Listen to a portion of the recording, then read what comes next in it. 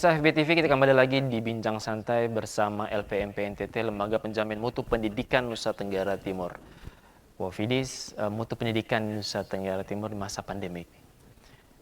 Pak Irfan, Ya. masa pandemik seperti ini, proses belajar mengajar kita daring dong, online gitu ya. Ya. Bagaimana cara menjamin mutu pendidikan pada saat ini gitu Pak? Apakah benar mereka, siswa-siswa kita, anak-anak kita, teman-teman kita, didik kita itu, mereka betul dapat standar pembelajaran yang sama seperti belajar tatap muka gitu? Karena gimana ya, mungkin orang tua lihat kayak, kok ini berhadapan dengan laptop saja, mereka sekolah biasa-biasa saja gitu. Ya. Itu gimana Pak, standarisasi untuk masa pandemi ini gimana Pak? Ya. Saya kira pandemi COVID-19 ya kita tidak bisa berbicara tentang pembelajaran yang normal. Ya, pada saat sebelum COVID. Yang bahasa sekarang ini kan tatap muka. Iya betul. Harus belajar mulai daring, dan memang COVID seluruh siswa kita itu belajar dari rumah, ya belajar dari rumah. Kemudian orang tua mengkawal anak-anaknya untuk belajar di rumah. Nah, yang menjadi permasalahan sekarang adalah COVID sudah sekian bulan, kemudian anak-anak itu belajar dari rumah. Kadangkala orang tua itu mengatakan bahwa anak saya tidak sekolah. Tuh betul Ya. kan Pak? Kemudian betul itu Pak. Kemudian lama-lama kalau BDR ini berlangsung terus, ya masyarakat juga bisa mengatakan putus sekolah, ya putus sekolah. Dan itulah yang dikhawatirkan oleh kementerian dengan BDR berkepanjangan, sehingga SKB 4 Menteri baru-baru ini kan dulu hanya zona hijau ya yang bisa tetap muka. Tetap muka betul. Nah kemudian zona kuning pun bisa diperbolehkan tetap muka dengan protokol kesehatan yang ketat. Iya, betul. Kemudian satuan pendidikan itu mengisi daftar isian yang betul-betul siap dan memastikan dalam proses belajar mengajar tatap muka tidak ada anak kita yang terkena COVID-19. Intinya semua ini adalah keselamatan siswa, keselamatan orang tua, keselamatan satuan pendidikan, warga sekolah dari COVID-19 itu yang paling utama. Soal penuntasan kurikulum itu tidak usah dibahas. Guru tidak harus mengajarkan kepada anak-anak kita sesuai dengan kurikulum dan tidak perlu ada target penuntasan kurikulum, karena yang dikedepankan sekarang ini adalah keselamatan anak-anak kita dari pandemi COVID-19. Tetapi kalau lama-lama juga, ya lama-lama juga memang ada permasalahan. Yang pertama dari sisi gurunya. Guru yang pertama bahwa mereka pada saat proses mengelola luring, proses belajar mengajar di luar jaringan itu juga tidak gampang dan tidak sederhana guru-guru kita ini. Kemudian yang kedua, mereka kesulitan berkomunikasi dengan orang tua. Ya, orang tua pada saat anak-anak kita ada di rumah, tentu orang tua tidak seperti guru, karena memang orang tua kita belum kita persiapkan bagaimana untuk dia menjadi guru. Betul Pak. Ya kan, menjadi guru. Iya. Di saat masa pandemi COVID, betul. semua orang tua kita jadikan guru. Sepupu saya itu stres Pak. Kita jadikan guru, sementara mereka tidak pernah kita persiapkan untuk menjadi guru. Betul Pak. Dan seluruh waktu anak-anak kita itu sebenarnya itu dihandle oleh guru. Ya, dihandle oleh guru. Iya betul. Orang tua hanya tahu bahwa anaknya itu pada saat dia belajar di sekolah, maka itu tanggung jawab guru. 80% jam mereka itu betul. Di saat pandemi COVID, orang tua menjadi guru.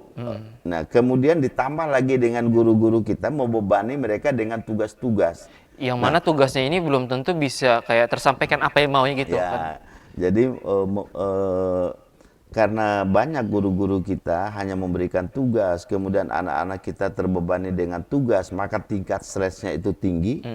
Nah, kemudian orang tua juga belum memahami bagaimana mengawasi anak-anak mereka untuk belajar sebagaimana guru, maka tingkat kemarahan, emosi orang tua juga itu tinggi ya. Pak. Sehingga saya depresi itu, Pak. Betul, anak-anak Pak. kita itu akan muncul juga pada akhirnya. Nah, sehingga sekarang secara perlahan dengan zona kuning juga bisa tatap muka, tetapi tetap mengedepankan itu semua untuk menghindari itu, ya kan, untuk menghindari hal-hal yang kita tidak inginkan. Saya lihat di YouTube Pak Nadiem Makarim bilang mereka datang itu kayak 50% anak murid aja gitu. Jadi misalnya ada 40, hari ini 20 dulu, 20 dulu, besok 20 yang lain 20 lagi. yang lain lagi. Jadi dibuat shift gitu katanya. Betul, supaya karena menurut masyarakat kita, orang tua murid kita, bahwa sekolah itu hanya ada di sekolah, ya kan? Mereka tidak mengerti kalau sekolah juga itu bisa melalui online, bisa melalui daring. Tapi apa ya, satu yang kita luar biasa di Nusa Tenggara Timur, dulu pada saat orang berbicara tentang IT, bagaimana menghidupkan laptop, bagaimana menggunakan Internet, IT, internet dan sebagainya pada saat proses belajar mengajar.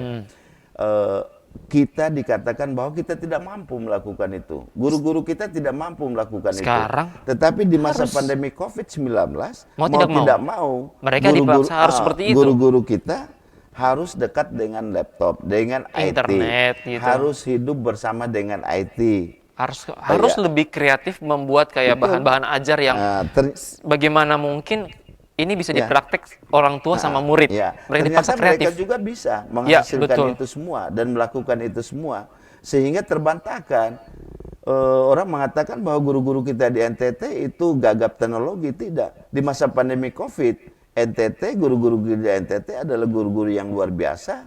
Di masa pandemi COVID, penggunaan IT-nya begitu bervariasi ada di NTT. Bagaimana guru kunjung itu di NTT, bagaimana memanfaatkan radio yang ada di kabupaten kota itu menjadi sumber belajar, kemudian digunakan untuk belajar, dan media apapun kita sudah gunakan. Ternyata kita tidak jauh. Tidak beda jauh dengan daerah-daerah yang lainnya. Kita kalah di jaringan internet aja, listrik. Dan itu memang karena geografis. Betul. Karena geografis. Kita tidak bisa menyalahkan alam kita. Ya, betul. Tidak bisa kita mengalahkan gunung kita. Betul. Kita bisa mengalahkan laut kita. Tapi dengan segala keterbatasan itu, guru-guru kita ternyata mampu. Secara tidak langsung mereka itu memaksakan diri mereka untuk lebih kreatif. Kita tidak pernah mendengar bahwa anak-anak kita di NTT tidak pernah mereka menerima sama sekali tidak pernah ada keluhan bahwa ada satu anak kita yang di masa pandemi COVID tidak belajar. Tidak pernah. Menjadi guru di rumah tuh sangat susah, Pak. Oleh sepupu saya, dia juga stres, Pak. Bulan-bulan pertama masih enjoy. Bulan kedua, Pak, dia tetap stres, Pak, itu. Karena mereka tidak punya kemampuan untuk menjadi guru. Sekarang kita udah punya guru, tapi mereka tidak dihargai dengan sebagaimananya, Pak, gitu. Banyak polemik kayak kita nih guru kesejahteraan kurang, guru honor gitu. Padahal guru ini yang mencerdaskan bangsa gitu. Kita kan pernah baca kayak tulisan dulu, Jepang itu dibom habis tuh sama sekutu. Kaisarnya datang tanya sisa berapa guru, ya kan? Sementara kita, Pak, kayak setiap kali wisuda itu fisik paling banyak, Pak. Itu berarti seharusnya kita ini udah keluar dari kemiskinan, Pak. Saya lihat di beberapa kampus FISIP itu selalu paling banyak. Seharusnya berarti secara logika banyak guru dong. Kalau banyak guru berarti banyak orang-orang pintar yang dihasilkan. Tapi mereka yang menjadi guru juga merasa kayak enggak. Akhirnya mereka banting setir dari calling mereka sebagai guru, panggilan mereka jadi guru jadi yang lain. Mungkin pegawai bank, pegawai BUMN. Itu apa memang kesejahteraan guru di Indonesia, di NTT ini masih tanda tanya besar gitu. Jadi kayak menjadi guru mesti belum dulu gitu. Itu katanya untuk bisa bertahan sebagai guru hanya panggilan hidup aja. Itu gimana, Pak? Jadi kan hampir semua jumlah guru honor kita di Nusa Tenggara Timur itu tinggi, ya kan? Bahkan melampaui guru negeri, guru negeri. Jadi bisa kita katakan bahwa dalam satuan pendidikan kalau ada guru negerinya 15, guru honornya itu angka 15 juga, angka 20 juga. Ya kadangkala guru negerinya juga misalnya ke pasar diganti oleh guru honor. ya kan? Seimbang gitu ya. Guru honor, tetapi memang karena jumlahnya banyak, kemampuan anggaran kita terbatas, ya tentu kita tidak bisa lah mencukupkan seluruh dengan standar-standar gaji yang memang seharusnya, sementara jumlah mereka itu banyak. Ya jumlahnya, yang pertama jumlahnya banyak, kemudian yang kedua kemampuan satuan pendidikan untuk membayar mereka itu tidak bisa maksimal, karena kemudian yang kedua daerah juga belum mampu untuk membayar semua dengan yang tinggi. Tetapi kalau soal gaji di Nusa Tenggara Timur kan APBD tingkat 1 itu sudah seluruh guru honor di Provinsi Nusa Tenggara Timur itu digaji oleh APBD tingkat 1 guru honor yang ada di SMA SMK. Nah, kemudian untuk guru honor di satuan pendidikan itu sudah ada dana BOS. Dan sekarang boleh gaji guru itu dibayar melalui dana BOS. Cuma besarannya mungkin tidak seperti yang orang harapkan ya. Tetapi kalau guru sendiri mereka enjoy aja dengan pendapatan, dengan gaji oleh satuan pendidikan, oleh dana BOS. Ya karena apa? Mereka mau melakukan apa lagi? Ada guru terpaksa menjadi guru. Ada memang yang hatinya memang dia sekolah, panggilan untuk menjadi guru. Ya enjoy saja. Tetapi pilihan yang banyak dilakukan oleh masyarakat kita adalah menjadi guru. Dia menjadi guru. Kita tidak pernah ada jaksa honor, nggak ada tuh. Polisi honor, nggak ada itu. Nggak ada. Tapi guru ada. Nggak ada. Tetapi yang paling banyak adalah guru. Ternyata guru itu paling apa ya? Diminati ya. Ya diminati. Bukan diminati. Memang menjadi, karena memang kita di dunia pendidikan kita, di satuan pendidikan kita memang kekurangan guru itu memang masih ada. Terlalu banyak kayaknya. Masih ada kekurangan guru-guru kita tentunya di daerah-daerah terpencil, di daerah pelosok yang jauh dan sebagainya, memang kita masih kekurangan. Dan yang kelihatannya itu kan di kota. Di kota memang banyak, ya kan? Di kota memang jumlah guru kita banyak. Cuma pemerataan gurunya yang menjadi permasalahan kita. Itu jadi permasalahan lagi gitu sehingga ya. kita mengatakan bahwa di sekolah A masih kekurangan guru. Nah, sementara di tempat lainnya berlebihan. Nah, kita tidak berani melakukan pemerataan guru, ya kan? Guru ini misalnya kalau di pusat kota, misalnya di Kota Kupang sendiri, itu gurunya banyak, ya kan? Gurunya itu banyak. Tidak bisa dibuat perintah kayak pindah ke sana yang kurang itu. Tinggal menunggu keberanian wali kota aja ya sebenarnya. Okay, Tetapi kan wali kota enggak berani ya. Apa dia mikir-mikir juga, timbang-timbang juga. Di situ suaminya bekerja di situ. Nah, kemudian belum tentu juga dia tinggal di situ, tetapi pindahan dari mana. Kemudian profesinya menjadi guru, jadi numpuklah di situ. Mau pindah sementara suaminya ada di situ, ya kan? Iya, ngerti. Di situ. Jauh sedikit saja kan menjadi ini permasalahan juga. Menjadi masalah juga, ya kan? Betul, Jadi masalah juga. Okay. Jadi numpuknya sebenarnya di perkotaan karena memang mengikuti suami. Ya kan? Gitu. Dan kenapa mesti di kota itu guru ibu-ibu guru tua gitu, banyak karena memang dia ikut suami. Ya kan? Coba kita lihat di Kota Kupang itu, coba kita hitung mana yang lebih banyak, guru ibu-ibunya atau bapak-bapaknya.